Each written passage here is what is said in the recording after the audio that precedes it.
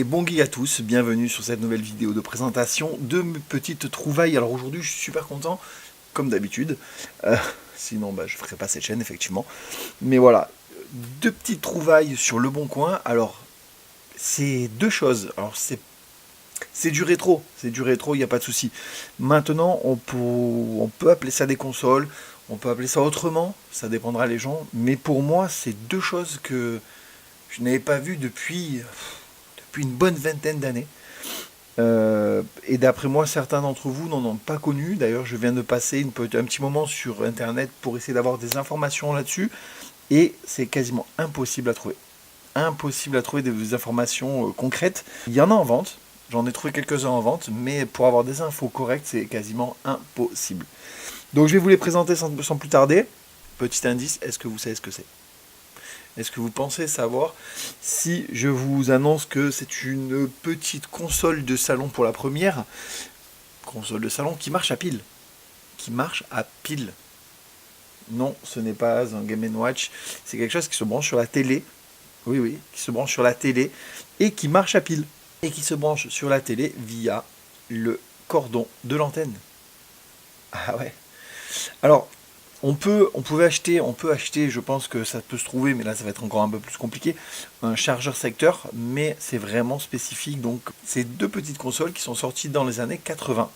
Je vais vous présenter pour moi, qui je pense est la plus ancienne. Alors une, j'ai la date de sortie, l'autre je ne l'ai pas, mais je pense que c'est sûrement la plus ancienne, au vu des manettes et de la configuration de la console. Alors je vous montre on va dire une Hit & Go. C'est quelque chose qui date des années, je pense, début des années 80, voire fin des années 70. Donc on a 4 petits jeux, on a le football, le tennis, le squash et le tir. Mais voilà, donc une Hit & Go, on voit bien donc joueur droite là, joueur gauche là, donc à l'époque il n'y avait même pas de joueur 1, joueur 2, c'était vraiment joueur droite ou joueur gauche. On a vraiment, voilà, donc on peut changer position amateur, professionnel. C'est vraiment à l'ancienne de chez ancienne. Hein. Et donc je peux vous montrer, ça se joue à pile. Alors vu la taille des piles, je pense que ça c'est un petit gadget qui va me coûter une blinde en pile. Mais voilà, en tout cas j'ai le cache. Et là on peut voir donc pour mettre la prise secteur et peut-être la prise fusil. Mais voilà, la prise secteur pardon, elle est là. Et là c'est sûrement pour les prises fusil, puisqu'on a un jeu de tir. Donc pour vous montrer, hop, ça se branche donc sur le fil d'antenne. Je ne sais pas si vous le voyez, mais ça se branche sur le fil d'antenne. Et voilà, donc petite trouvaille sympa, je vais vous montrer les télécommandes. Voilà à quoi ressemble la télécommande du jeu.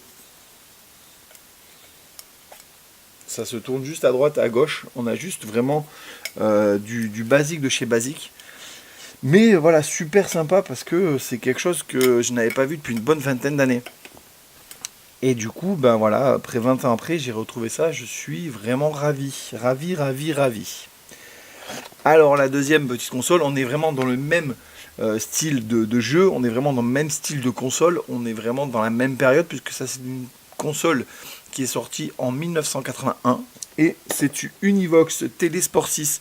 Alors dans mes recherches, je me suis aperçu qu'on peut avoir exactement la même configuration, même jeu, même manette, même tout ce que vous voulez, sauf que le nom là change en fait, selon je pense les régions. Mais voilà, donc pareil, là on a 4 petits jeux. C'est vraiment le même style que l'autre, puisqu'on a quasiment les mêmes jeux, sauf que au lieu d'avoir le squash, on a la pelote basque, on a du jeu de tir, on a un mur d'entraînement, c'est du pong, et on a du football hockey, ce qu'ils appellent football hockey. Donc là on voit que on a fait un peu plus de choix sur les manettes, elles s'enlèvent, elles se rangent en fait dans la console, pour qu'en fait on ait une optimisation de l'espace de rangement, alors que l'autre, on a vraiment les manettes qui doivent se ranger à part.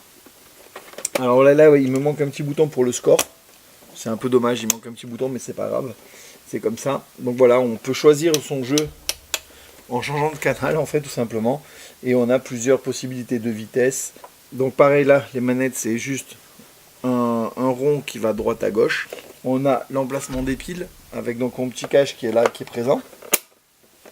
Et comme l'autre, on se branche sur le câble d'antenne de la télévision et on n'a qu'à jouer. Donc on a ici, hop, ici pour brancher donc un secteur en 9 volts et ici pour les fusils dont je dispose un fusil, un pistolet, qui se démonte pour, à l'époque, mettre ça sur un fusil, en fait, se changer.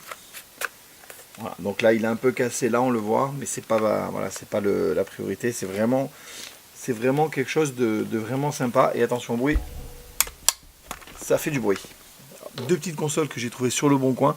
Je pensais pas les trouver à ce prix-là en plus. C'est vraiment quelque chose qui me fait plaisir parce que je les connaissais de l'époque, je les avais déjà vus, j'avais déjà joué dessus, je les avais pas possédés. Mais alors je les ai pas encore testés parce que il faut que j'achète des piles. Et 6 piles de cette taille, ça va encore me coûter une blinde. Et je sais pas combien de temps ça va durer. Mais en tout cas, voilà. C'est vraiment, même si elle marche pas, je serai quand même déçu. Mais ça restera surtout en décoration en priorité. Parce que ça va être vraiment le fait de la brancher. Alors, je sais pas si ça marche sur les télés d'aujourd'hui, qui sont plasma, qui sont à LED ou quoi que ce soit. Mais dans ma gaming room, j'ai une télé cathodique parce que les vieilles consoles, ça marche toujours mieux sur une télé cathodique, on a moins les yeux qui saignent. Et autant dire que si vous jouez au jour d'aujourd'hui sur avec par exemple une Super Nintendo ou une Mega Drive sur une télé à LED, vous allez avoir un petit peu les yeux qui saignent et il va falloir aller aux urgences rapide. Donc voilà, super ravi de cette rentrée. J'espère que ça vous a ravivé un peu de souvenirs pour les plus anciens et pour les nouveaux, vous montrer à quoi on jouait à l'époque. C'était pas très beau, mais on y jouait. Parce que c'était pour nous nos premières consoles de jeux vidéo, pour les plus anciens. Donc voilà, alors le tout, je l'ai eu pour 20 euros. J'ai pas négocié. Je vous avouerai qu'à 20 euros les deux, j'ai pas vraiment négocié parce que je me suis dit autant ça peut me passer sous le nez en 2 secondes. Donc 20 balles pour les deux, ça fait 10 euros l'une.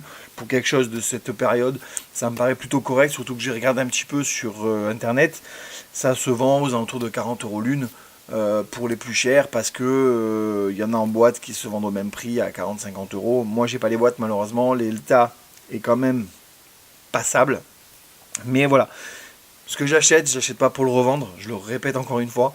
Si j'achète ce genre de choses, c'est pour mon plaisir personnel, pour vous faire partager ça, pour que les plus anciens se rappellent de certaines choses, que les plus jeunes connaissent par quoi nous on est passé et qui peuvent de plus en plus apprécier ce qu'ils ont au jour d'aujourd'hui. Donc voilà, c'est vraiment personnel. Il n'y aura jamais de revente à moins d'un cataclysme, mais il n'y aura jamais de revente de ce que je possède parce que c'est quelque chose qui m'est propre et qui me rappelle énormément de souvenirs. Faire partager donc cette passion avec mon petit, qui est encore trop petit pour s'en intéresser, mais j'espère que plus tard on pourra partager cette passion et de lui montrer plein de choses. Je sais que j'ai déjà mon petit filleul qui aime beaucoup les jeux rétro alors qu'il a que 7 ans. C'est assez rigolo parce que des fois il préfère jouer à Super Soccer sur la Super Nintendo qu'à FIFA 17 sur la PS4. Donc c'est assez rigolo. Donc voilà, on partage des moments sympas. Aujourd'hui, c'était pas grand chose parce que on est en fin du mois, les finances sont un peu compliquées puisque moi j'ai un travail à côté, j'ai une vie. YouTube, ça me rapporte pas d'argent, on soit bien d'accord. Mais voilà, c'est quelque chose. Ce mois-ci, c'était les dernières choses du mois. Donc cet été, on va voir un peu avec les vides-greniers si on peut faire des affaires intéressantes. Mais voilà, là, en ce moment, au niveau du mois, je suis à 70 euros dépensés, à peu près. Donc voilà, petit mois qui va s'arrêter. On a fait quelques emplettes.